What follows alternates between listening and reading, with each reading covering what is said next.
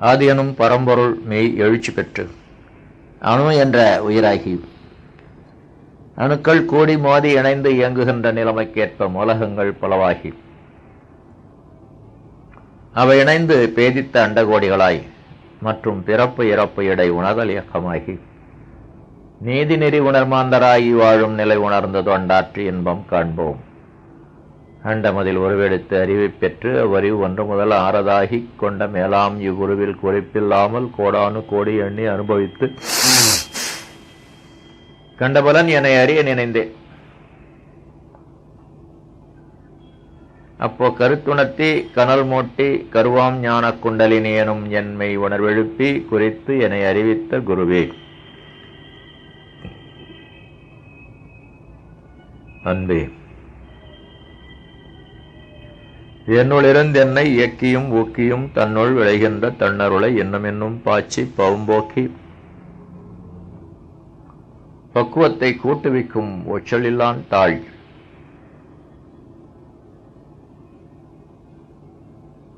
என் தலை. ரெக்கார்ட் பண்ணலாம். அதிலே போட்டிங்களா? இறை வணக்கம் குருவனுக்கெல்லாம் ரெக்கார்ட் பண்ணிட்டீங்க. நண்பர்களே, இந்த உலக சமாதான ஆண்டு 17 டிசம்பர் மாதம் 10ஆம் தேதி பவானி மனவளக்கலை மன்றத்தைச் சேர்ந்த அந்தியூர் தவ மையத்தில் வாழ்க்கை வள உயர்வு படி 5 என்ற தலைப்பில் நமது அருள் தந்தை அவர்கள் வழங்கியுள்ள கருத்துக்களை சிந்தனை செய்வோம். கூடவே வா. புரியுதா? அது ஒரு புத்தகத்தினுடைய வாழ்க்கை வள உயர்வு படிகள் 5 என்ற புத்தகத்தினுடைய கடைசி அத்தியாயம், பிரம்மஞானம் என்பதாக. நண்பர்களே, நமது அருள் தந்தை அவர்களுடைய தத்துவத்தை புதிது என்று நினைச்சு அணுகாதீங்க. புதிர் என்று நினைத்து அணுகாதீங்க. கடினம் என்று நினைத்து அணுகாதீங்க. அதான் எனக்கு தெரியுமே அப்படின்னு அணுகு. மகரிஷி அவர்களுக்கு எவ்வளவு தெரியுமோ அவ்வளவு நமக்கும் தெரியும். கர்வம் வேண்டாம். இந்த கருத்தை நீங்கள் புரிந்து கொண்ட போதும். இறைவன் என்பவன் எத்தனை பேர்? ஒருவன், ஒரு தெய்வம். அன்பால் விகுதி இல்லை, அது நியூட்ரல் தான். தெய்வம் ஒன்று. அறிவு எத்தனை? கலைச்சொல்லி தான் சொல்லணும். 5 அறிவுன்னு சொல்லிடாது, அது புலன்கள். அறிவும் ஒன்றுதான். மனம் உயர்ந்தால் அறிவு, அறிவு தாழ்ந்தால் மனம். அறிவும் ஒன்றுதான். அறிவே தெய்வம்னு சொன்னாங்க. அப்போ தெய்வம் எத்தனை? ஒரே தெய்வம், சுத்த வெளி, தூய அருட்பேராற்றல். தெய்வம் ஒன்று. அப்படிங்கிறத நீங்க தெரிஞ்சுக்கிட்டீங்கன்னு வச்சுக்கோங்க, உணர்ந்துகிட்டீங்கன்னு வச்சுக்கோங்க, அதான் பிரம்மஞானம். பிரம்மம்னு என்ன? பிரமிச்சு போய் உட்கார்ந்து இருக்க கூடாது. பிரம்மம் என்பது சமஸ்கிருத வார்த்தை. தமிழ் அதுக்கு தெய்வம் என்று பேரு. வேறு வார்த்தைகளும் உண்டு. கடவுள், இறை, இறைவன், அருட்பேராற்றல், அருட்பெருஞ்சோதி, ஆண்டவன், ஆண்டி இருக்குது, நிறைய இருக்கு. சிவம், மெய்ப்பொருள், பால், சூன்யம், இதெல்லாம் இறைவனுக்கு, இறைநிலைக்கு உள்ள பல்வேறு பெயர்கள். வேறு பல இருக்கிறதுனால பொருள் பலவாக இருக்கணும் அவசியம் இல்லை. நகை, ஆவரணம், பூஷணம். அவர் சொல்லு. அணி, அணிந்து கொள்வதனால் அணி.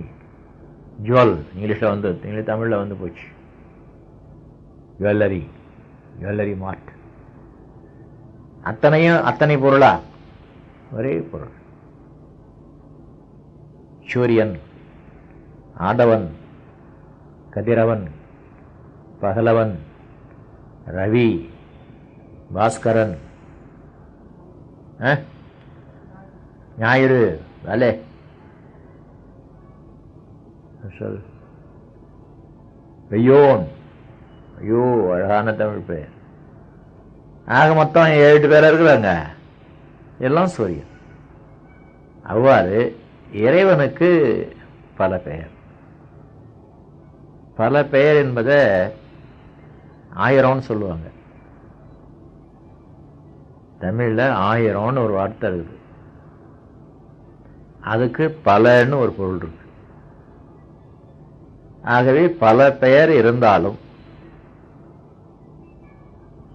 ஒரே பொருளுக்கு அது ஒரு பொருள் என்பதால் மாற்றம் இல்லை.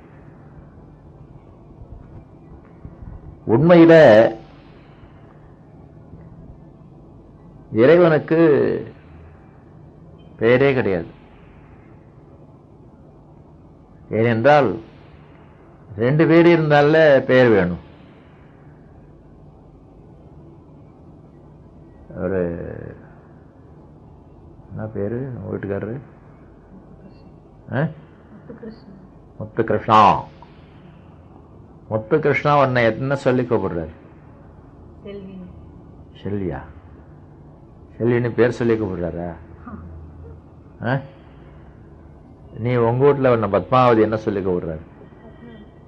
என்னடா இது டா அப்படின்னு கூப்பிடுறது இல்லை இல்லையா? யார் வீட்டுலமா இதான்னு கூப்பிடுறாங்க? ஏய் டி உண்டா இல்லையா உங்க வீட்டுல? அந்தி ரொம்ப நல்ல ஒரு பொருள் இருக்கு. நீ சொல்லுமா இந்த வீட்டம்மா. ஏன் சாரதாமணி நீங்க என்ன சொல்லி கூப்பிடுவீங்க? சாரதா என்ன டி இந்த அடியெல்லாம் கூப்பிடுறது இல்லையா? ஒரு தமாஷ் கேளுங்க. எங்க அம்மா எங்க அப்பாவை ஏங்குறேன் அப்படிமா. எங்க அப்பா எங்க அம்மாவை ஏங்குறேன். கொஞ்சம் பழைய காலம் வச்சுங்களேன். எங்க அம்மா எங்க அப்பாவை, எங்க அப்பா எங்க அம்மாவை ஏங்குறான்னு கூப்பிடுறாங்க. 2 பொண்டாட்டிக்குன்னு வச்சுங்க. ஏங்குறேன்னா 2 பேரும் வந்து நிற்பாங்க. ஆகவே பெயர் அவசியம். இதுல இருந்து எனக்கு பயமா இருக்கு. இந்த வீட்டுல இந்த ஊர்ல எல்லாருக்கும் 2 பொண்டாட்டி போல் இருக்கு. இந்தா எ குட்டி அப்படிலாம் கூப்பிடுறவங்க 2 குட்டி வந்துட்டு என்ன பண்றது? அதனால பத்மா அப்படின்னு கூப்பிடுறாரு. பெயர் இல்லைன்னா 2 ஆயிடும், 3 ஆயிடும், 4 ஆயிடும். ஆகவே வித்தியாசப்படுத்துவதற்காக பெயர், குழப்பம் இல்லாமல் இருப்பதற்காக பெயர். 2 இருந்தா தானே. பத்மா ஒண்டி தானே அவருக்கு பொண்டாட்டி, அதனால பத்மான்னு கூப்பிடுற. சரி, இறைநிலை எத்தனை? 1. இறைநிலையே அப்படின்னு கூப்பிட்டா 2 வருமா? 2 வரப்போறதில்லை. அப்ப இறைநிலைங்கிற பெயரை தேவையில்லை. உள்ளது ஒன்றுதான் என்பதனால அதற்கு பெயர் தேவையில்லை. அதனால முற்காலத்தில் உணர்ந்திருந்தாங்க, நமக்கு உணர்த்தியும் இருந்தாங்க, நாம தான் கவனிக்கல. மாணிக்க வாசகர் ஒரு இடத்துல பாடுறதாக சொல்றாங்க. அது எங்க ஏபாருன்னு நீங்க தான் தேடி கண்டுபிடிச்சுக்கணும். தேவாரம் திருவாசகம்லாம் படிச்சீங்கன்னா, ஒரு நாமம் ஓர் உருவம் இல்லானுக்கு 1000 திருநாமம் கூறி தெள்ளேனும் கொட்டோமோ. புரியுதாம? விலைக்கு சொல்லவா? சாதாரண தமிழ் தான். அவன் இருக்கானே இறைவன், அவனுக்கு ஒரு நாமம் கிடையாது. நாமம்னா பேரு, ராமன் நினச்சிக்காதீங்க. ஒரு உருவம், உருவமும் கிடையாது. ஆகவே ஐடென்டிஃபிகேஷன்ல பிரச்சனை வராது, பேர் சொல்லி கூப்பிட வேண்டிய அவசியம் இல்லை. அப்படி இருக்கும்போது அவனுக்கு பல பேரை சொல்லி நாம பாட்டு பாடுறோம், ஆனந்த கொத்தாடுறோம், ஆடுவோம் அப்படின்னு சொல்றேன். இதுலேருந்து நாம் என்ன தெரிந்து கொள்றோம்? பெயர் கிடையாது. ஏன்? உருவம் கிடையாது. உருவம் இருந்தாலும் பெயர், உருவம் இல்லைன்னா பெயர் தேவையில்லை. இறைவனுக்கு உருவம் கிடையாது, இறைநிலைக்கு உருவம் கிடையாது. ஒத்துக்கிறீங்களா? நீங்கள்லாம் ஒத்துக்கிறீங்கன்னு தான் எனக்கு தோணுது.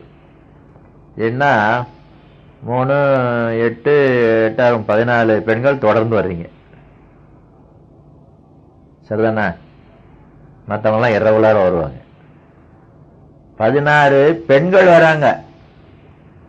என்ன பெண்கள்னு அழுத்தி சொல்றீங்க அப்படின்னா, இந்த உருவ வழிபாட்டை பிடிச்சு வச்சிருக்கிறவங்க பெண்கள் தான். சடங்கு பண்டிகை என்பதில் ஒரு ஈடுபாடு, இன்னும் புரியாத ஒரு சுவாரஸ்யம் இருப்பதனால அவர்கள் உருவ வழிபாட்டை பெண்கள் தான் பிடிச்சு வச்சிருக்கிறாங்க. நான் வரும்போதெல்லாம் ஏதாவது ஒரு சாக்கு வச்சுக்கிட்டு அந்த உருவ வழிபாட்டை ஒரு சாடிட்டு போயிடுவேன். கரெக்டா? அந்த ஆள் போனா உருவ வழிபாட்டை திட்டுவாரு, நம்ம போவானா அப்படின்னு இந்த பெண்கள் நிக்கிறது இல்லை. சரிதானம்மா? ரெகுலரா வரையில நீங்க நினைச்சு பாருங்க. எப்பொருள் யார் யார் வாய் கேட்பினும் மெய்ப்பொருள் காண்பது உங்களுடைய அறிவு. நான் முதல்ல இந்த பாயிண்ட் எடுத்தோம். ஆளாளுக்கு ஒரு அறிவு கிடையாது, ஒரே அறிவு, ஒரே தெய்வம், ஒரே அறிவு, அறிவே தெய்வம். சில பேர் பயன்படுத்துறாங்க, சில பேர் மூடி வச்சிடறாங்க. காசு பணத்தை வச்சு சில பேர் பயன்படுத்துறாங்க பாருங்க. என்ன எல்லா விதமான பாத்திரம், பண்டம், ஏசி, மிக்சி எல்லாம் வச்சு பயன்படுத்துறாங்க. அதற்கு மேலேயும் பணம் வந்து என்ன பண்றாங்க? தான தர்மங்கள் பண்ணிடுறாங்க. சில பேர் என்ன செய்வாங்க? பண்ண மாட்டாங்க தான தர்மம். சரி, தானாலும் நிறைய செலவு பண்ணி சொகுசா வாழறனா அதுவும் இல்லை, கஞ்சன்னு பேர். கஞ்சன் பணக்காரனா ஏழையா சொல்லுங்க? பெரிய ஐக்கியூ கேள்வி இது. பணக்காரன் பணக்காரன்னா அவன் எப்படி கஞ்சனா இருப்பான்? செலவு பண்ணாதனாலேயே பணக்காரன். பணம் என்பது எதற்கு வருகிறது? செலவு பண்ணுவதற்கு. பணம் வந்து ஆறிடு மேடு மடுகு போல் செல்வம் வாங்க. ஒரு நேரம் இருக்கும், ஒரு நேரம் போகும், ஒரு நேரம் இருக்கும், ஒரு நேரம் வரும் என்பதுதான். அப்படிப்பட்ட செல்வத்தை பயன்படுத்தாமல் வைத்திருப்பவன் எப்படி கஞ்சனோ, அதே மாதிரி அறிவை இருக்கிறது, எல்லோருக்கும் இருக்கிறது, ஒரே அறிவு இருக்கிறது. பயன்படுத்தாமல் இருப்பவன் பேர் என்ன?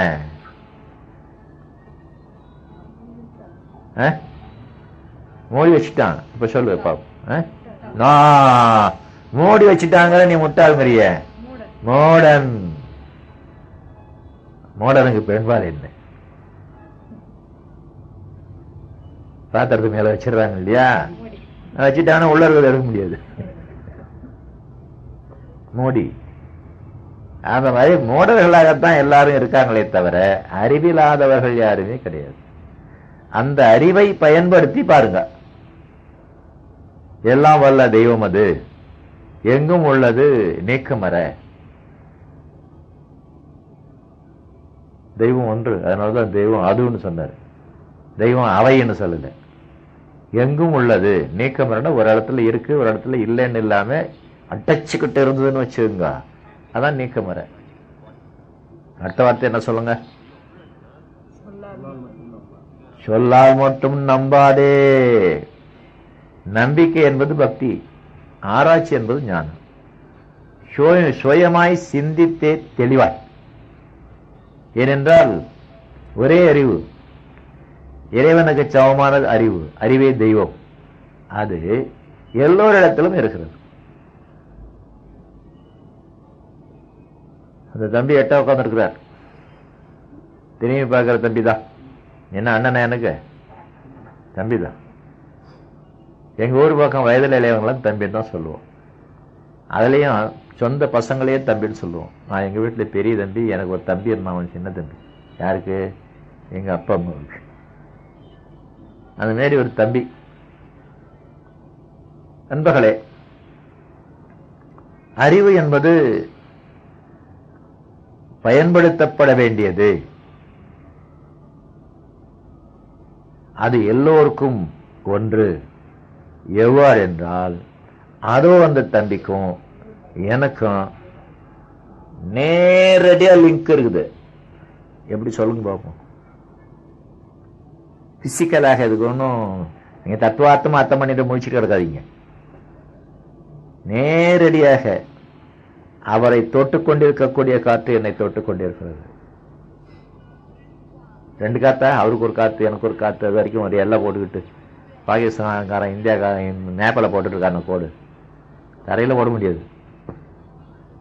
அந்த மாதிரி அவருக்கும் எனக்கும் தனித்தனியாக இருக்குது. ஒரே காற்று என்று இருக்கு.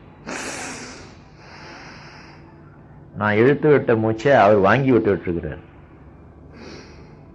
அவர் இழுத்து விட்ட மூச்சை நான் வாங்கிட்டு இருக்கிறேன். அப்ப 2 பேருக்கும் ஒரே காற்று தானே? 3 பேருக்கு, 4 பேருக்கு, உலகத்தில் உள்ள அத்தனை பேருக்கும் ஒரே காற்று.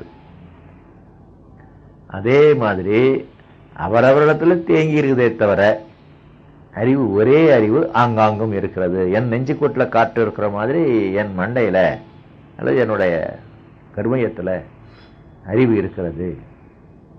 அது பெருசு, இவருடைய சின்னது என்று சொல்வதற்கு இல்லை. ஆகவேதான் சொன்ன, நீங்க மிரளாம தத்துவ ஞானத்துக்கு வந்து உட்காரணும்.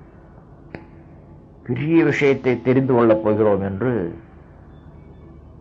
ஒரு டென்ஷன்ல இருக்கக்கூடாது.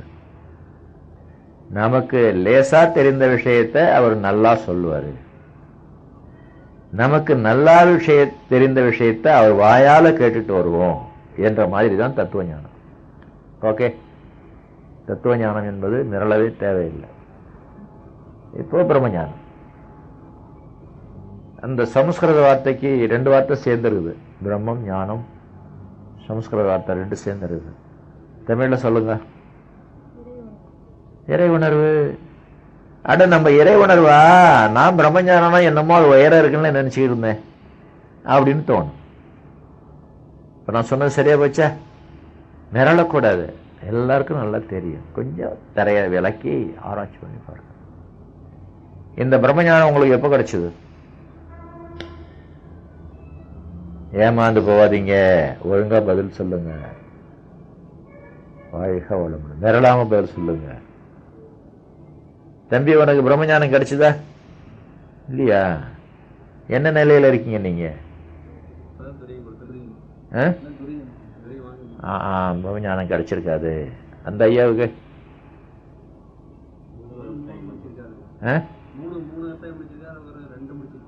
2 முடிச்சிருக்கிறாரா? இவர் ரொம்ப பொருத்தமானவர். உங்களுக்கு பிரம்மஞானம் எப்ப கிடைச்சது? நீங்க தான் சொல்லுங்களேன்.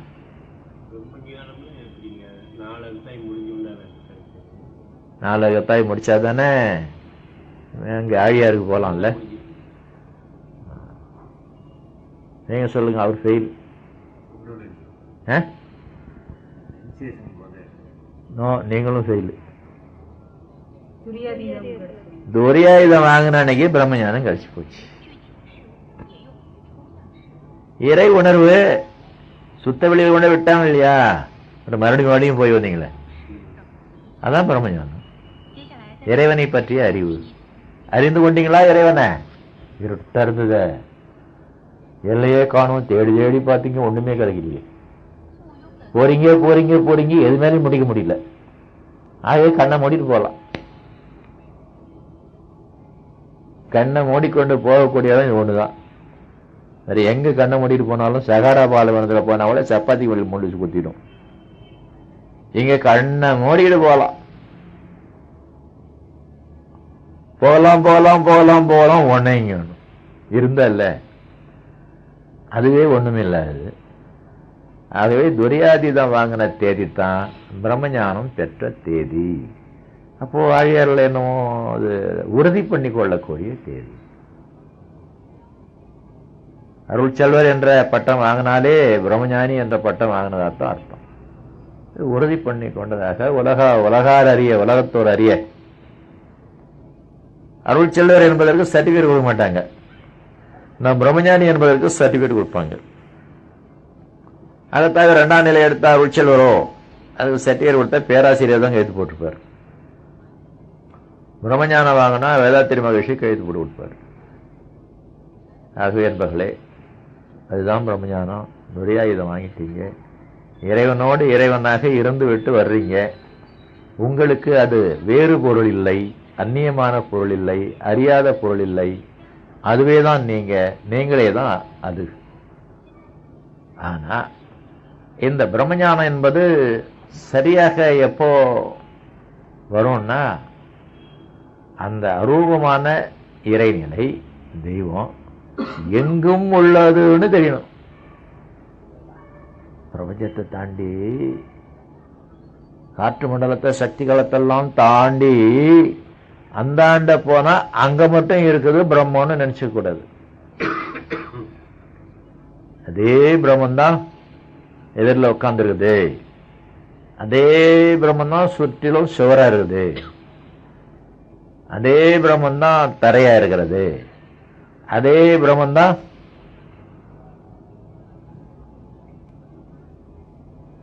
கூரையா இருக்குது. பிரம்மத்தை தேடுறோமா? அதே பிரம்மம் தான் வாட்டர் பாட்டிலா இருக்குது, அதே பிரம்மம் தான் வாட்டராக இருக்கிறது.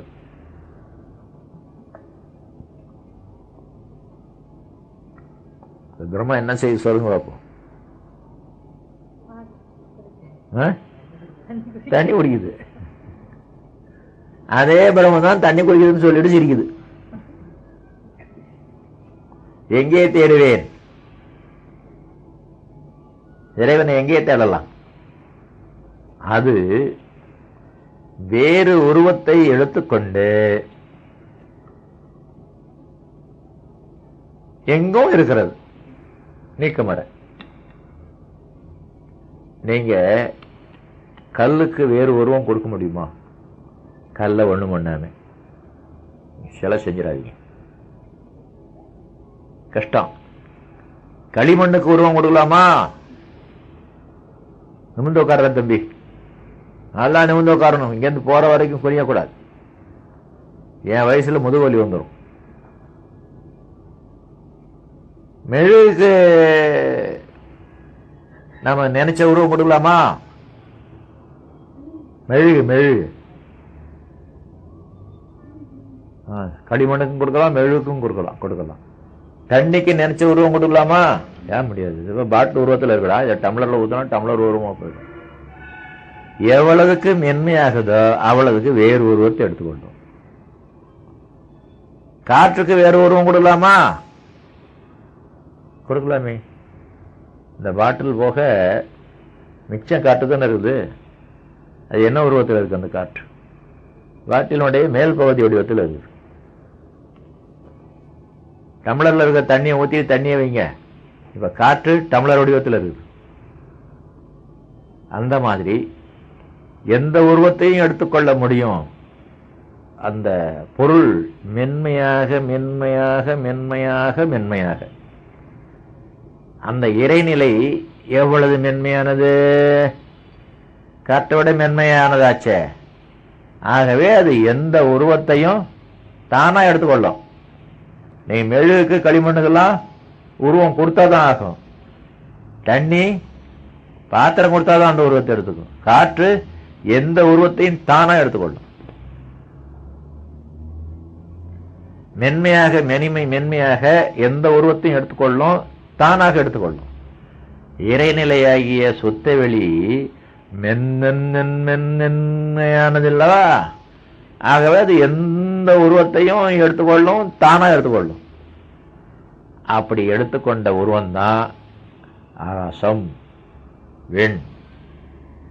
அப்படி எடுத்துக்கொண்ட உருவம்தான் காற்று. அப்படி எடுத்துக்கொண்ட உருவம்தான் நெருப்பு, நீர், கெட்டிப்பொருள் அவற்றினுடைய கலவையாகிய வெவ்வேறு பொருள்கள். நீங்க எந்த பொருளை எடுத்துக்கொண்டாலும் அது இறைவன் எடுத்துக்கொண்ட வேற்றொரு வேறொரு. இத ஒரு அழகான பேர்ல சொல்லுவோமா? மாறுவேஷம். நீங்க சிவாஜி கணேசனை பாத்துறீங்களா? ஒழுங்கா பதில் சொல்லு. நேர்ல பார்த்த, பின்னால பார்த்த. சிவாஜி கணேசனை பாத்திருக்கியா? பார்த்ததே இல்லை. நான் பந்தயம் கேட்டுவேன். நான் தான் பார்த்துருக்கிறேன் ஒரே ஒரு முறை. அப்பதான் பராசக்தி படம் வந்துருக்குது. நாங்க டிஎம்கே மீட்டிங் ஒன்று போட்டோம். அப்பெல்லாம் ராத்துல ஒரு கால் சேத்துல ஒரு கால் வச்சுருந்தேன். டிஎம்கேல இருந்த மாதிரி தான் நாங்களாம் நினைச்சு இருந்தோம். ஒரு கூட்டத்தை கூட்டம். அவரும் வந்து சினிமா தியேட்டர்ல பெய்டு கூட்டம், என்னமா கொடுக்குறவன் சிறப்பு கூட்டம்னு சொல்லி காசு வாங்குவாங்க. வந்திருந்தார், பேசினார். காக்கா பாட்டு பாடுன்னு சொன்னோம். கா கா கா அந்த பாட்டு தெரியுமா உங்களுக்கு? பராசக்தி பாடினாரு. சிவாஜி கணேசனை நான் பார்த்துருக்கேன், நீ பார்த்ததில்லை. நீ 108 படம் பார்த்துருந்தாலும் சரிதான். வேற்றொரு வேஷம் போட்டுக்கிட்டு இருக்கிறாரு, மாறு வேஷம். அதுல சிவாஜி கணேசனோட திறமை என்னன்னா, ஒவ்வொரு வேஷமும் முன் வேஷம் மாதிரி இருக்காது. வீரபாண்டிய கட்டபொம்மன், கர்ணன், ராஜா வேஷம்தான் ஒரே மாதிரி இருக்குதா? அதான் சிவாஜி கணேசனுடைய திறமை. இப்ப விஜய்னு ஒரு நடிகர் வராரு, ஒரே மாதிரி கராப்பு, ஒரே மாதிரி கம்பளி பூச்சி மீசை. எத்தனை படத்துல வந்தாலும் விஜய்னு சொல்லுவாங்க, கதாபாத்திரம் பேர் சொல்ல மாட்டாங்க. சிவாஜி கணேசன் எப்படி உருவத்தை மாத்திக்கிறாரோ சாதாரண நடிகர், இறைவனுக்கு முடியாது. வேறு வேறு வேறு வேறு நாடகம், வேறு வேறு வேறு வேஷம், வேறு வேறு வேறு தன்மை பொருள்களுக்கு சொல்றேன். ஆக இறைவன் மாறு வேஷத்திலே வருகிறான். நாம என்ன நினைக்கிறோம்? இவர் ஒரு ஆளு, அது ஒரு பொருள், அது வேறு பொருள், இது வேற பொருள் நினைக்கிறோம். ஏதோ ஒரு பொருளை பார்த்து இது ஒரு பொருள் என்று நினைக்கிறோம். இது இறைவன் என்று நினைப்பதில்லை. நண்பர்களே, முற்காலங்களில் ராஜாங்கம் ரொம்ப நல்லா நடக்கும். ராஜா ரொம்ப கெட்டிக்கார். உலக நடப்பெல்லாம் தெரியணும் இருக்கு. இந்த காலத்துல டிவி இருக்குது, பேப்பர் இருக்குது, நியூஸ் சொல்றதுக்கு, போன் இருக்குது, செல்லு இருக்குது, வயர்லெஸ் இருக்குது. அந்த காலத்துல என்ன இருந்தது? ஆகவே நாட்டு நடப்பெல்லாம் தெரிவதற்கு மந்திரி பிரதானியை கேட்டு தெரிஞ்சுக்குவார். மந்திரி நமது மனக தன்னில் மாதமும் மாறி மழை பொழிகிறதா? அரண்மனையில இருந்து மழை பெஞ்சது தெரியாது. அதனால மந்திரியை கேட்டு தெரிஞ்சுவார், முன் மாதிரி மழை பெய்யுதா அப்படின்னு கேட்டாதான் தெரியும். அதற்கு மேல மந்திரி பிரதானியம் தப்பு தப்பா சொன்னாங்கன்னா, அது அந்தரங்க ஒற்றர்கள் வச்சிருப்பாங்க, ஸ்பாய். அது மந்திரிக்கும் தெரியாது, பிரதானியும் தெரியாது. சாதாரண வேலைக்கார மாதிரி இருப்பான், வருவான் போவான், பிச்சைக்கார மாதிரி இருப்பான். நீங்க அந்தியூர்ல பாச்ச உருண்டை விற்கிறவங்களை பாத்துறீங்களா? அருணாகுடி விற்கிறவங்களை பாத்துறீங்களா? நீங்க நினைச்சு பாருங்க, பாச்ச உருண்டையும் அருணாகுடியும் வித்து ஒருத்தன் ஜீவனம் பண்ண முடியுமா? சிந்தித்தது உண்டா? யாராச்சும் வாங்குறாங்களா அவன்கிட்ட? இந்த பலூன் வியாபாரி டுட்டி டுட்டு டுட்டுன்னு பசங்களை கூப்பிட்டுட்டே போவாங்க, ஒரு சின்ன பலூன் வச்சு. அந்த பலூன் வித்து அவன் ஏதாவது வியாபாரம் பண்ண பழைக்க முடியுமா? இவர்கள் எல்லாம் சிபிஐ காரவங்க, சிஐ காரவங்க, ரா காரவங்க.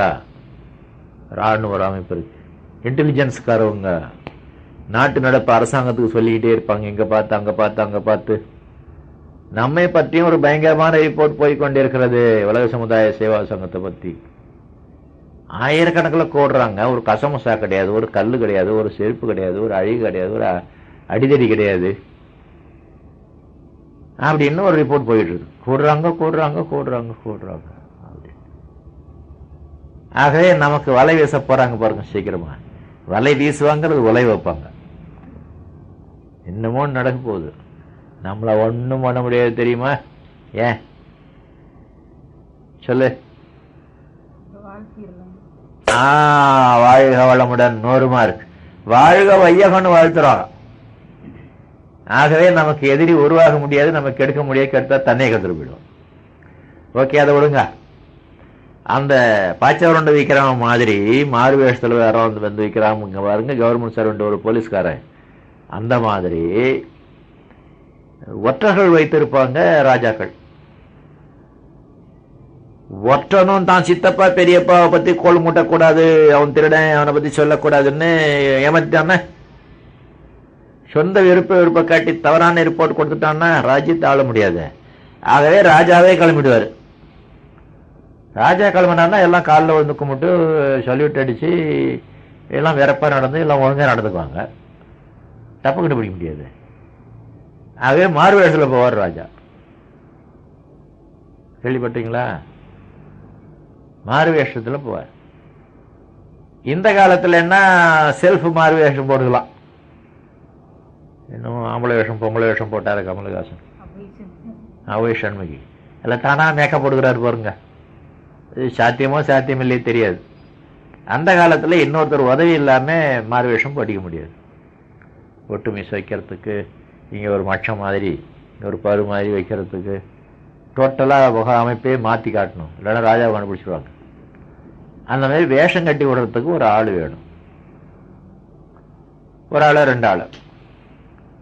அந்த அதுக்கப்புறம் ராஜா சுரங்கப்பாதை வழியாக வெளியே போயிடுவார். ஏன்னா வாச வழியாக போனால் ராஜா வெளியே போகிறாருன்னு தெரிஞ்சு போகும். அல்லது நீ யாரா வெளியே போகிற, உள்ளே ஏறு, கோட்டை சாத்த போகிறேன் அப்படின்னு பிடிச்சிடுவாங்க. சுரங்கப்பாதை வழியாக வெளியே போயிடுவார். ஐயா 2 காசு போடுங்க ஐயா, ஏழையா அப்படி பிச்சை வாங்கிட்டு போவார். அதான் சுலபமான வேஷம், பிச்சைக்கார வேஷம். கிழி சட்டை போட்டு கிரீடத்தை கட்டி வச்சு கிழி சட்டை போட்டுக்கிட்டாக்கா சரியா போச்சு. எல்லாரும் 10 காசு 5 காசு போடுறாங்க. ஒரு ஆள் அந்த பக்கம் வந்தான், வெறப்பா ஒரு சல்யூட் அடித்தான். அந்த பிச்சைக்காரன் மறைச்சி பார்த்தான். உடனே ஐயோன்னு பேசாமல் ஓடிவிட்டாங்க அந்த ஆள். சல்யூட் அடிச்ச ஆள். என்ன நடந்தது புரியுதா? யாருமா அது 100 மார்க்காரவங்க? ஆண்கள் யாரும் 100 மார்க் ஆக மாட்டேறாங்க. அவன் தான் வேஷம் கட்டி விட்டவன். அவனும் பார்த்தவள ராஜான்னு நினைச்சுக்கிறான். மற்றவங்க பார்த்து பிச்சைக்காரன் நினைச்சுக்கிறாங்க. விளங்கியவன் பார்த்து ராஜன். அந்த மாதிரி ஞானிகள் எதை பார்த்தாலும் இறைவனாக பார்ப்பார்கள். அவர்களுக்கு தெரியும் இறைவன் வேஷம் போட்டு வந்திருக்கிறான். கல்லாக மண்ணாக, மாடாக மனிதர்களாக, மனைவியாக கணவனாக இறைவனுடைய வேஷம் இது. அப்போ ஒரு பேர் என்ன, முத்துகிருஷ்ணா. முத்துகிருஷ்ணா கலாவதியை கலைவாணியை பார்த்தா, கலைச்செல்வியை பார்த்தா என்ன நினைக்கணும்? நான் என்னதான் செஞ்சனோ, கடவுளே எனக்கு மனைவியா வந்திருக்கிறாரு. வைசர்சா அதே மாதிரி. இதுதான் பிரம்மஞானம். எது? எந்த பொருளையும் தெய்வமாகவே பார்க்கணும், எந்த ஜீவனையும் தெய்வமாகவே பார்க்கணும், எந்த மனிதர்களையும் தெய்வமாகவே பார்க்கணும், மாமியாரையும். ஆமா, தெய்வத்தின் தெய்வம், தெய்வம் ஸ்கொயர். ஆனா கஷ்டம், அது இயல்பாவே கஷ்டம். கல்யாணத்துக்கு முந்தைய மாமியாரை நினைச்சு வெறுத்துக்கிட்டு இருக்கோம். அந்த காலத்து பண்ணுங்க. அம்மாவிட்ட சுதந்திரமா இருக்கிறோம், அங்க போனா சுதந்திரமா ஒரு கேள்வி இருந்துட்டு நாட்டா பண்ணிட்டு இருக்கோம். அந்த உணர்வை எடுத்துடணும். நான் பொதுவாக குடும்பத்தை பத்தி பேசுறோம், பிரம்மஞானத்தை பத்தி இல்லை. அதற்கு ஒரு ஐடியா இருக்குது. சின்ன பண்ணா ஒன்றும் இல்லையே, கல்யாணம் ஆகாத பண்ணா இருக்குது. நீயே வச்சுக்கோ, உன் மாமியார் இல்லையா, அவங்கள ரொம்ப நல்லவங்க தான். சப்போஸ் கெட்டவங்கன்னு வச்சுக்கோ, ரொம்ப நல்லவங்களாச்சு. அவங்க ரொம்ப நல்லவங்க, அவங்க ரொம்ப நல்லவங்கன்னு நினைச்சுக்கிட்டே இருக்கணும். நண்பர்களே, அதை அடுத்தபடி அவர்களிடத்துல நல்லவர்கள் என்று நினைத்து கொண்டு நல்லவர்களாக அவர்கள் இருந்தால் நாம் எப்படி பழகணுமோ அப்படி பழகணும். இது பேர் என்ன சொல்லுங்க, வீட்டுக்காரம்மா சொல்லுங்க. அவங்க ஏதோ ஒரு மாதிரி தான். அவங்களை நல்லவர்களாக நினைத்து கொண்டு நல்லவர்களிடத்திலே பழகுவது மாதிரி பழகணும். இதுக்கு பேர் என்ன? யார் சொன்னா நடிப்புன்னு வச்சுக்கோ. நீ ஒரு 100 மார்க். நான் என்ன சாக்லேட்டை கொடுக்க போறேன்? கிருமானந்த வேலையை உடனே ஒரு சாக்லேட் கொடுத்துருவாரு. நடிங்க மாமியார்கிட்ட. இப்படியே நடிச்சுக்கிட்டு அதே அசலே உறுதி ஆயிடும். அவங்க அப்படியே தான் இருப்பாங்க கேட்டவங்கள. நீங்க நடிக்கிறதை விட்டுட்டு நல்லவங்கிட்ட நடந்துக்கிறதாகவே நீங்க நடந்துவீங்க. இப்போ அதே மாதிரி வாங்க, எந்த பொருளையும் பிரம்மமாக பாருங்க. அது கல்லு மாதிரி தான் இருக்கும், மரம் மாதிரி தான் இருக்கும். இது ஒன்றும் பிரம்மமா அவங்களுக்கு காட்சியாகாது. பிரம்மம் பிரம்மம் பிரம்மம் பிரம்மன்னு நினைச்சுங்க. நீங்க நினைக்க நினைக்க நினைக்க அது பிரம்மம்.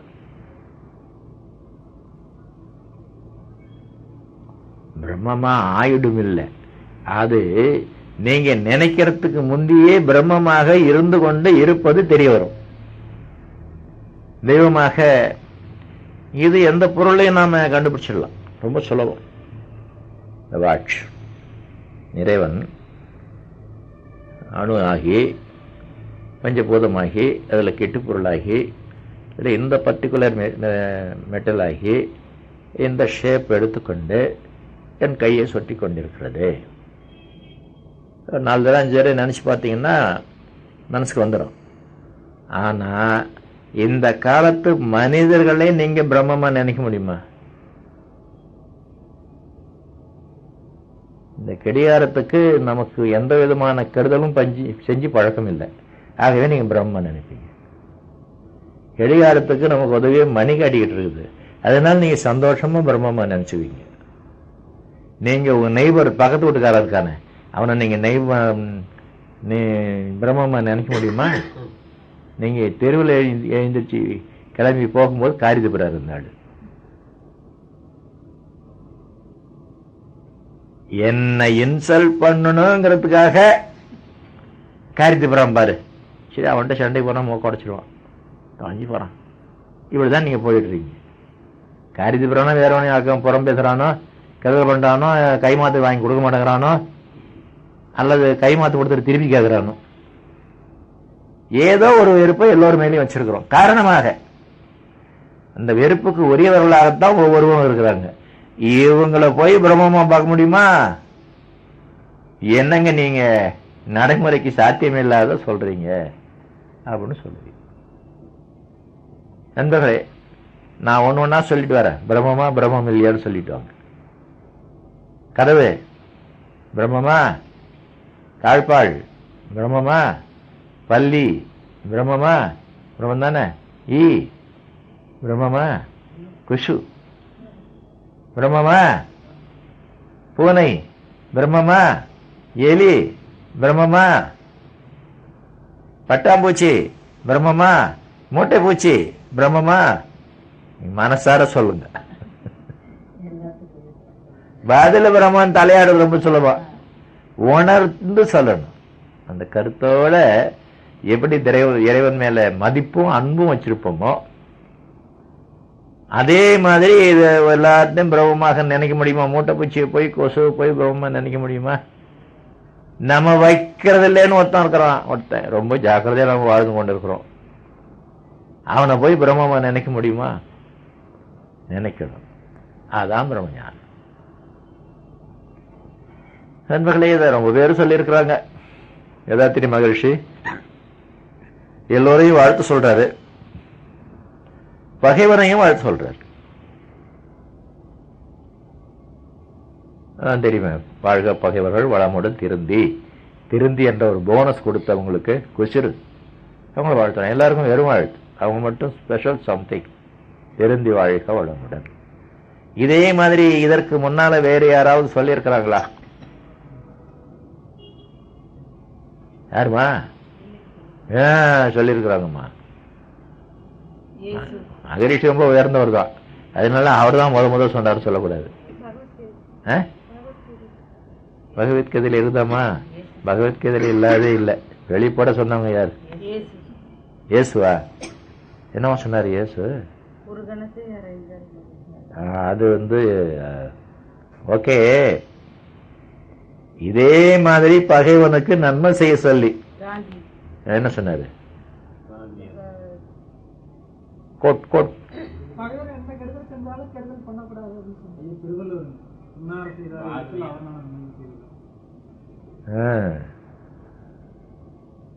நன்னயம் செய்து விடலோ. இன்னொரு படி மேல போங்க. வேலே 100 மார்க். ஏன் உனக்கு 100 மார்க்? சரியான விடை சொன்னதுக்கோ இல்லையோ, அவர் சொன்னது கூட சரியான விடை தான். ஏன் மனசுல இருந்தது நீ சொல்லிட்ட. அருள்தல். நீ என்ன சொன்னீங்க தம்பி? நன்னயம். இவர் அருள்தல் என்று சொல்றார். தெய்வமாக இருந்தால்தான் இருந்து கொண்டு நன்மை செய்வதுதான் அருள்தல். ஏனென்றால் அருள் என்றால் குடு என்ற அர்த்தம், அருள் என்றால் தெய்வம்னு அர்த்தம். ஆகவே என்ன சொன்னார் பாரதியாரே? பகைவனுக்கு அருள்வாய். அடுத்த வார்த்தையை சொல்லுமா? அர்த்த புஷ்டான வார்த்தை. நன்னெஞ்சே. பெரியவங்க எப்படி சிந்தனை பண்றாங்க பாருங்க. எல்லாருக்கும் சொல்ல, இது எல்லாருக்கும் சொல்லல, நல்லவங்களை மட்டும் தான் சொல்றாரு. கேட்க மாட்டாங்க, மற்றவங்க சொல்லி பிரயோஜனம் இல்லை. நன்னெஞ்சே. ஆமா, நமது நெஞ்சு பன்னெஞ்சா நன்னெஞ்சா? எப்படி சொல்றீங்க? பிரம்மஞானம் பெற்ற நெஞ்சு. அது எப்படி ஒரு கொடூரமான நெஞ்சாக இருக்க முடியும்? வாழ்த்து என்பதை சொல்லிக் கொண்டிருக்கக்கூடிய நெஞ்சு. கணவனுக்கும் வாழ்த்து, கணவனுடைய அம்மாவுக்கும் வாழ்த்து அல்லவா கொடுக்கிறோம் நாம. மனைவிக்கும் வாழ்த்து, மாமியாருக்கும் வாழ்த்து கொடுக்கிறோம் நாம. அப்படி இருக்கும்போது நமது நெஞ்சு நன்னெஞ்சு, இறை உணர்ந்த நெஞ்சு, வாழ்த்து உணர்ந்த நெஞ்சு. அப்போ என்ன செய்யணும்? அருள வேண்டும், பகைவனுக்கும் நன்மை செய்ய வேண்டும். திருவள்ளுவர் சொன்ன மாதிரி. இது அதெல்லாம் அந்த காலத்துலங்கிறாங்க. அதெல்லாம் அந்த காலத்தில். இந்த காலத்தில் லெப்டுக்கு லெப்ட், ரைட்டுக்கு ரைட்டு கொடுத்துட்டு இருந்தாங்க, சரியா வருவான் மனுஷன் அப்படின்னு சொல்றாங்க. காலத்தால தர்மம் மாறிடுமா? காரணம் இறை உணர்வு இல்லாததுனால, பிரம்மஞானம் இல்லாததுனால எல்லா பொருளிலும் ஒரே இறைவன் தான் ஷைன் பண்ணி கொண்டிருக்கிறான் என்பது தெரியாதனால, தன்னையும் பிறரையும் வேறுபடுத்தி பார்ப்பதனால, அவரவர்கள் இடத்துல இருக்கக்கூடிய குறைகள் மனதுக்கு வந்தால் பிரம்மஞானம் இல்லை. குறைகள் இல்லாத மனிதர்களே கிடையாது, நமக்கு கருதல் செய்யாத மனிதர்களே கிடையாது. அப்படி இருக்கும்போது நாம வெறுத்து என்ன பிரயோஜனம்? அவர்களும் குறையுடைய அறிவு காரணமாக தான். நண்பர்களே, அரசியல் என்பதை பத்தி உங்களுக்கு ஒரு ஐடியா இருக்கு இல்லையா? இப்ப என்ன நடந்து கொண்டிருக்கிறது உலகத்துல? சார்க் மாநாடு நடக்கிறதுக்கு பாகிஸ்தான்ல இடம் குறிச்சிருக்கிறாங்க. இந்தியா நாங்க வரமாட்டோம், பாகிஸ்தான்காரன் வன்முறையை தோண்டி வருவோம், நாங்க வரமாட்டோம்னு சொல்லிக்கிட்டே இருக்கிறாங்க. ரேடியோ கேட்குறியா? நியூஸ் கேட்குறியாமா? தலை சரியாட மாட்டேங்குது. பெரிய தலையா இருக்கு, நல்ல ஆட்டு உங்களுக்கு. ஓகேம்மா, அதுக்கு இந்தியா அப்புறமா பாக்குறேன், நான் யோசனை பண்ணி பாக்குறேன், வரலாமான ஆராய்ச்சி பண்றேன்னு சொல்லிக்கிட்டு இருந்ததா? நாங்க வர முடியாதுன்னு சொல்லிக்கிட்டு இருந்ததா?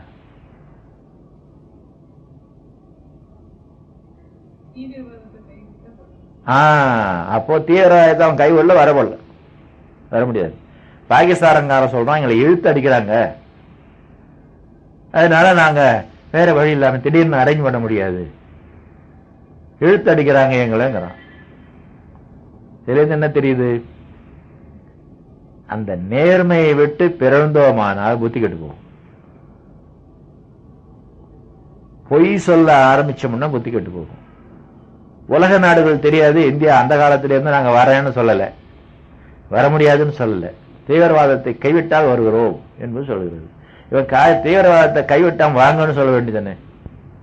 அல்ல ஏதோ காரணம் சொல்ல வேண்டியதானே? இந்தியா உறுதியான பதிலை சொல்லவில்லை என்று சொல்றாங்க. அதுல இருந்து என்ன, எதுக்காக நான் இதை எடுத்துக்கிறேன்னா, மனதுல உண்மை இல்லைன்னா சொல்றதெல்லாம் தப்பு தப்பா வரும். உண்மை என்பது பிரம்மம். பிரம்மஞானம் வந்ததுன்னா வாயில வர்றதெல்லாம் உண்மையா இருக்கு. பொய் பேச வராது. யாரையும் குறையுடையவர்களாக நாம நினைக்க மாட்டோம். அந்த குறையுடையவர்களாக தோன்றுவது புறத்தோற்றத்துக்கு. அவர்களுக்குள்ளேயும் இறைவன் இருக்கிறான். ஆனால் புறத்தோற்றத்துக்கு அவர்கள் கெட்டவர்களாக தெரிகிறார்களே. காரணம், முதல் சாப்டர் என்ன? எந்த ஒழுக்க பண்பு இல்லை, வாழ்க்கை வேளா உயர்வு படைகள் 5, கருமைய தூய்மை. இதுக்கு முன், not the first but the previous. கருமைய தூய்மை. கருமைய தூய்மை இல்லாததனால அவன் தான் பிரம்மம் என்பது தெரியாதனால பலவிதமாக நடந்து கொள்கிறான். ஓகே, வந்துட்டீங்கல்ல? உங்களுக்கு தான் தெரியும் இல்லையா? நீங்க தான் பிரம்மம். நீங்க எப்படி நடந்துக்கணும்? அவன் தப்பு தப்பா பேசுறான், தப்பு தப்பா நடக்கிறான்னா இறைவன் அந்த மாதிரி நடக்கக்கூடாது. இறைவன் தானே அங்க இருக்கிறான். ஆனா தான் தெய்வம் என்பது தெரியாதனால, கருமையத்துல கலங்கம் இருக்கிறதுனால அவன் பலவிதமாக நடந்து கொள்கிறான், கெட்டவனாக நடந்து கொள்கிறான் என்று தெரியுது எனக்குன்னா, நான் என்ன நிலையில இருக்கிறேன்? நான் பிரம்மம் என்ற நிலையில இருக்கிறேன். நான் அவரிடத்துல எவ்விதமாக நடந்து கொள்ள வேண்டும்? ஒரு பாயிண்டை நீங்க எடுத்துக்கொள்ளணும். பரிதாபத்தோடு நடந்து கொள்ள வேண்டும். ஐயோ பாவம், இவனுக்கு தான் பிரம்மம் என்பது தெரியல. ஏசுநாதர் என்ன சொன்னார்? கசையால் அடிக்கிறாங்க, முள்முடி சுமத்துறாங்க. ஏ இறைவா, இவர்கள் என்ன செய்கிறார்கள் என்பது இவர்களுக்கு தெரியவில்லை. என்ன செய்கிறார்கள்? எனக்கு துன்பம் விளைவிக்கிறார்கள் என்பது அவர்களுக்கு தெரியவில்லை. எனக்கு துன்பம் விளைவிப்பதன் மூலமாக தங்களுக்கே துன்பம் விளையும் என்பது தெரியவில்லை. தெரியாமல் செய்கிறார்கள். ஏ இறைவா, இவர்களை மன்னித்து விடு. நமக்கு தெரியுதில்ல, நாம பிரம்மம், தெரிந்த பிரம்மம். அதுவும் பிரம்மம், தெரியாத பிரம்மம். தெரிந்த பிரம்மம் மாதிரி தெரியாத பிரம்மம் நடந்துக்குமா? ஐயோ பாவம், இன்னும் தெரியல, நாளாகும். அதுல இன்னொரு பாவம் என்ன தெரியுமா?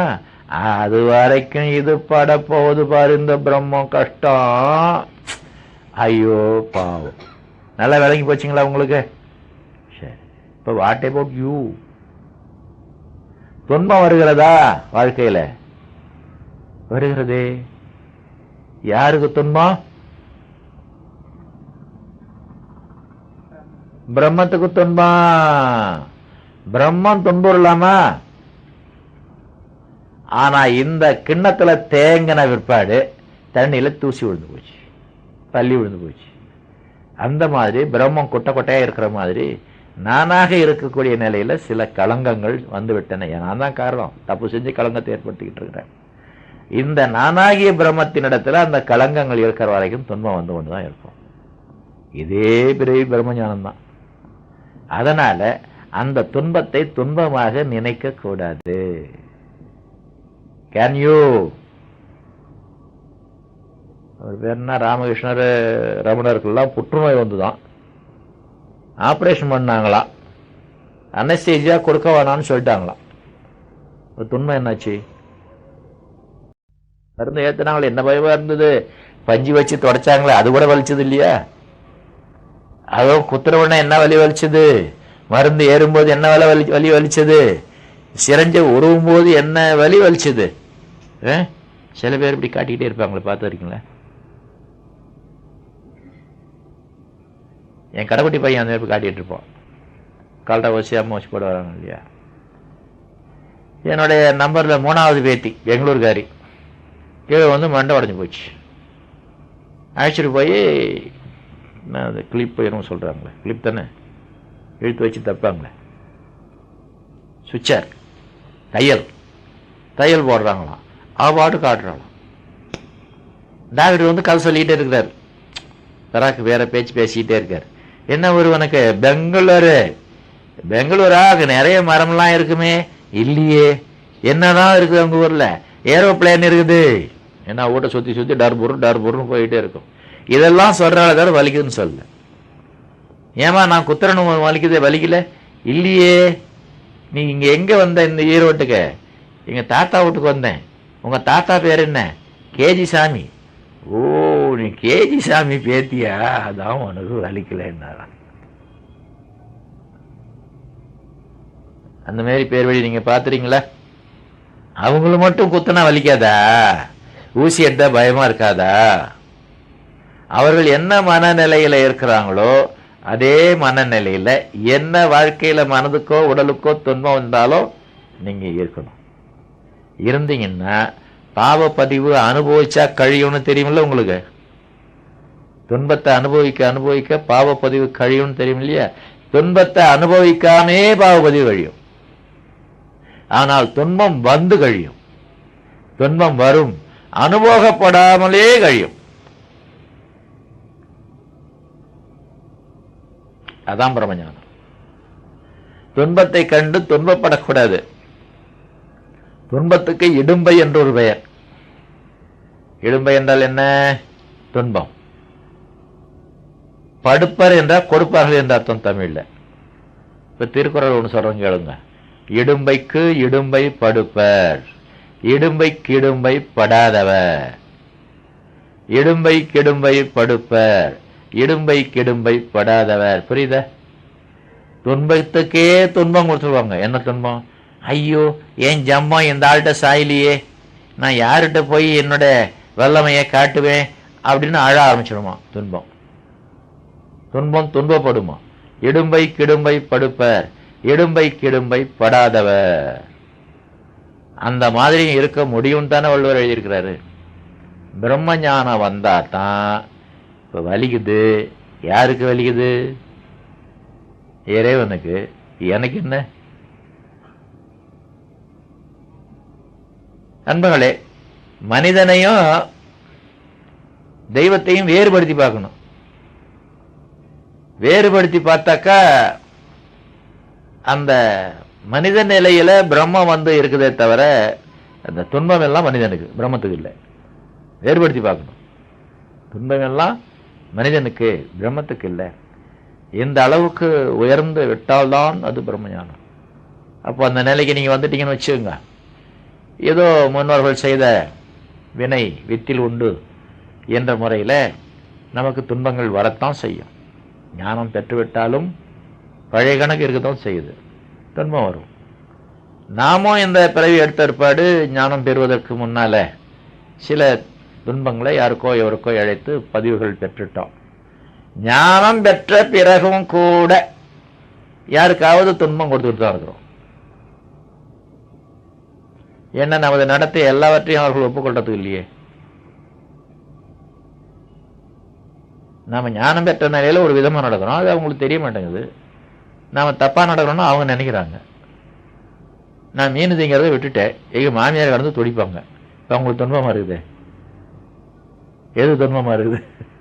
நான் ஞானியா மாறிட்டது அவங்களுக்கு துன்பமா இருக்குது. துன்பால பாதிக்கும். ஆகவே இந்த மாதிரி நமக்கு பிறர் மனதையோ உடலையோ வருத்துவதனால துன்பம் வரும்னா ஞானம் பெற்ற பிறகும் வரும். ஆனா எல்லா துன்பமும் வந்து அப்படி நிக்கணும், நம்மகிட்ட வரக்கூடாது. அப்ப துன்பம் வர வர துன்ப கணக்கு தீர்ந்து கொண்டிருக்கிறது. துன்பம் உணரப்படவில்லை என்பதால் நமக்கு அதுல சம்பந்தம் இல்லை. வெறும் பிரம்மஞானம் பிரம்மஞானம்னு சொல்லி துரியாயுதம் வாங்குறதோ, இல்லை நான் யார் தத்துவம் கேட்கறதோ, மகிழ்ச்சியால கையில சர்டிபிகேட் வாங்கிறதோ பிரம்மஞானமாக ஆகாது. வாழ்க்கையில இந்த மாதிரி பிறர் கஷ்டப்படும் பொழுது ஐயோ பாவம்னு நினைக்கணும். இது எல்லாருக்கும் வரும். பிறர் கஷ்டப்படுத்தும் போது ஐயோ பாவம்னு நினைக்கணும். ஏசுநாதர் சொன்னார் பாருங்க, என்ன செய்யணும் என்று தெரியாமல் செய்கிறார். தான் கஷ்டப்படும் போது கஷ்டப்படாமல் இருக்கணும். பிரம்மஞானம். அந்த நிலைக்கு நாம் எல்லாம் உயர்வோம் என்று கூறி நிறைவு செய்யலாம். வாழ்க வளமுடன். பாவம் வந்து போறது தெரியாம துன்பம் தெரியாம கழியுங்கிறது ஒரு உதாரணம். அதாவது உங்களுக்கு பல்லு வலி, ஓகே, உங்களுக்கு இன்னைக்கு கல்யாணம். எது தெரியும் உங்களுக்கு? பொண்டாட்டி, புது பொண்டாட்டி ஒரு பொண்ணு வந்திருக்கிறா, ஸ்கூட்டர் ஒண்ணு ஓட்டிட்டு வந்திருக்கிறா. அந்த சந்தோஷம் அதில் இருக்கும்போது பல் வலி தெரியாது. வேற ஒன்று மேலே மனசை வச்சிட்டோம்னா, பெருசு மேலே மனசை வச்சிட்டோம், சிறுசு தெரியாது. அவ்வாறு நீங்கள் இறைவன் மேலே மனசை வச்சிட்டோம்னா, இந்த ஷாக் அப்சர்வர் மாதிரி, இந்த ஸ்ப்ரிங் வச்சிருக்கிறவங்க மோட்டார் சைக்கிளில் போட்டு கொலுக்கலையா, ரோடு கொலுக்குது, ஆனால் முதுகு வலிக்கலையே. எல்லாத்தையும் ஷாக் அப்சர்வர் வாங்கிக்குது. ஷேக்கெல்லாம் ஷாக் அப்சர்வரா ஏதோ ஒன்று வாங்கிக்குது, நமக்கு பிரச்சனை இல்லை. அந்த மாதிரி இறைவன் கொடுத்துருங்க, இந்தாப்பா நீ எடுத்துக்கோ, நான் இறைவன், அதான் உனக்கு தெரியுமே, எனக்கு துன்பம் வருது, நான் நீ அனுபவிச்சுக்கோ. அதே மாதிரி மகிழ்ச்சி இன்னொரு கருத்து சொல்லுவாங்க, பிரச்சனைகள் வந்ததென்றால் அதை உண்டு இல்லைன்னு பார்க்க வேண்டியதுதான். அறிவால உடலால பிரச்சனைகளை கண்டுபிடித்து கவலைப்படாமல் இருக்க வேண்டும்.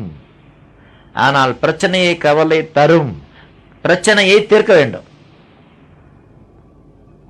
அப்பதான் கவலை மேற்கொண்டு நமக்கு வராது. தீர்க்க முடியாத கவலைன்னா ஒன்று தெரிஞ்சுக்கணும், ஓஹோ இறைவனே இப்ப கவலை ரூபத்தில் வந்திருக்கிறான், பிரச்சனை ரூபத்தில் இறைவனே வந்திருக்கிறான், அவன்கிட்ட மோதி நாம ஜெயிக்க முடியுமா? அதனால சரணாகதி பக்தி மார்க்கம். எந்த இறைவன் இன்றைக்கு பிரச்சனையாக வந்திருக்கிறானோ அவனே இந்த பிரச்சனையை தீர்த்துக்கிட்டோம், எனக்கு என்ன என்று விட்டுடுங்க. வேற வழி இல்லாமல் அவன் தீர்த்துதான் ஆகணும். அவன் தள்ளே போட்டாச்சு, அவனே வந்து அந்த பிரச்சனையை தீர்ப்பான். நிறைய உதாரணம் இருக்குது, அதுக்கெல்லாம் சொல்லவா? அடுத்த கிளாஸ் பார்ப்போம். குழுவுறது பஸ்ஸில் ஏறணும், போகணும், வீட்டுக்கு போகணும். இன்னைக்கு ஒரு முக்கியமான கதை நடந்து போச்சு. கொஞ்ச நேரம் தம்பி டேப் ரெக்கார்டரை ஆஃப் பண்ணாதீங்க. இப்போ எடுத்த பாயிண்ட்டுக்கு ஒரு உதாரணம், ஃப்ரெஷ்ஷு ஓவன் ஃப்ரெஷ். நண்பர்களே, கிளம்புனேன், 4:30 பஸ்ஸில் ஏறி 5:30 மணிக்கெல்லாம் வந்துருங்கன்னு சொன்னாங்க. நான் 4:30 பஸ்ஸை பிடிக்கிறது போதா வீட்டு வேலையெல்லாம் பார்த்துட்டு, அன்பளி வேலையெல்லாம் பார்த்துட்டு, அதை இதை பார்த்துட்டு, மருந்து மாத்திரைலாம் எடுத்துக்கிட்டு கரெக்டாக கிளம்புனேன். எங்கள் வீட்டு வாசலில் சாக்கடையை ரிப்பேர் பண்ணுறாங்க. சுத்தமாக எல்லாத்தையும் எடுத்து போட்டாச்சு. பூச்சி வேலை நடந்துக்கிட்டு இருக்குது. இது மரப்பாலம் கரப்பாலம் போடுவாங்களா, அதெல்லாம் நான் போடலை. என்னையே தாண்டி வச்சு போக சொன்னாங்க. என்னால் அவ்வளோ தாண்ட முடியாதுன்னு சொல்லி அடுத்த வீட்டு உள்ள நுழைஞ்சு அடுத்த வீட்டு வழியாக வெளியே வந்துட்டேன். வண்டி அதுக்கு அடுத்த வீட்டில் நுழையாது. அது இப்போ என்ன பண்ணுறது? ஷார்ப்பாக இருக்க டைம், மணி 4:30 பஸ்ஸை பிடிக்கணும். உடனே அன்பளி ஆஃபீஸ் ஃபோன் பண்ணேன், இந்த மாதிரி வசமாக மாட்டிக்கிட்டேன், வீட்டு வாசல் நிற்கிறேன், ஒரு வண்டி அனுப்புங்க. ஆனால் இறைவன் உள்ளே இருக்கிறான் பாரு, அங்கே வண்டி இல்லை. அந்த செய்தியை நீ தெரிஞ்சுக்கிறதுக்கு நான் வேறு நம்பர்லேருந்து ஃபோன் பண்ணுறேன். எங்கள் வீட்டு மாடியில் உள்ள ஃபோனு, வாசலில் ஆஃபீஸ் ஒன்று, ஆஃபீஸ் நம்பரையும் கொடுத்துட்டேன். அடுத்த நிமிஷம் திருப்பி கால் வருது. நாங்கள் தேடி பார்த்தோம், ஏன் அன்பளி ஆஃபீஸில் ஒரு வண்டியும் இல்லை. நான் நம்பர் கொடுக்கலன்னு என்ன வருது? கடவுளை நம்பினோர் கைவிடப்படார். என் உள்ளத்தில் வந்து எதுக்கும் நீ இருக்கிற நம்பர் ஃபோன் பண்ணுப்பா, தர்க்கம் தகராறு இருக்க, உன் வீட்டை கூப்பிடுவாங்க, உன் வீட்டில் இருந்துக்கிட்டு நினச்சிக்கிட்டு அப்படின்னு சொன்னான். வண்டி இல்லைன்னு ஃபோன் பண்ணு. என்ன பண்ணுறது? ஒன்று சவிதாவுக்கு வரணும், 15 நிமிஷம் ஆகும். அல்லது பார்க்குக்கு போகணும், அதுவும் 15 நிமிஷம் ஆகும். அல்லது ஃபயர் சர்வீஸ் போகணும். 3க்கும் நடுவில் நான் இருக்கிறேன். சரி, இன்னும் பழனியப்பா காம்ப்ளெக்ஸ் வந்தேன். நிறைய புள்ள பிடிக்கிறதுக்கு தான் ஆட்டோ வருது. ஸ்கூல் வாசல் கேட்டு பார்த்தா நான் புள்ள பிடிக்க போகிறேங்கன்னு போயிட்டேன். ஒவ்வொரு ஆட்டோ வந்து நின்றுக்கிறான், அந்த கிளாஸ் இன்னும் விடலை. ஒவ்வொரு ஆட்டோவாக கேட்டுக்கிட்டுருக்கிறேன். ஒரு ஆட்டோ வந்து நிறுத்திட்டு அந்த பக்கம் போயிட்டார். என்னடா புள்ள பிடிக்கவங்க காணும், பிள்ளை ஒன்று வந்து ஏற காணுமே அப்படின்னு அவரை கேட்டு, நீ ஆட்டோ வரீங்களா அப்படின்னு கேட்டு, எங்கே போகணுன்னார். பஸ் ஸ்டாண்டுன்னு. வரேன்னார். நீ நம்பவே முடியல. ஸ்கூல் வாசலில் ஒரு ஆட்டோ நான் வரேன் வெளியே சவாரிக்குன்னா, அப்புறமா அவர் அந்த பின்னால் சாயிற சாய்மானத்தை தைக்க கொடுத்துருந்தாராம், அதை வாங்க வந்தாராம். சாய்மானம் இல்லாமல் இருக்குது. என் கண்பா இருக்கவே கொண்டாந்து போட்டுக்கிட்டார். போட்டுக்கிட்டு எவ்வளவுன்னு கேட்குறேன். 20 ரூபாங்கிறாரு. மறுபடியும் நம்ப முடியல.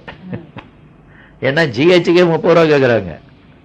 எங்கள் வீட்டில் இருந்தார். பஸ் ஸ்டாண்டு 20 ரூபா கேட்குறாருன்னா, இறங்கும்போது 20 ரூபா கொடுத்து மேலே 5 ரூபா கொடுத்துட்டு வந்தேன். அது அவருக்கு நம்ப முடியல. இப்போ இதெல்லாம் எப்படி நடக்குது பாருங்க. எதனால தெரியுமா? அந்தியூர் போகணும். ஏன் வேலை இல்லை, இறைவன் வேலை.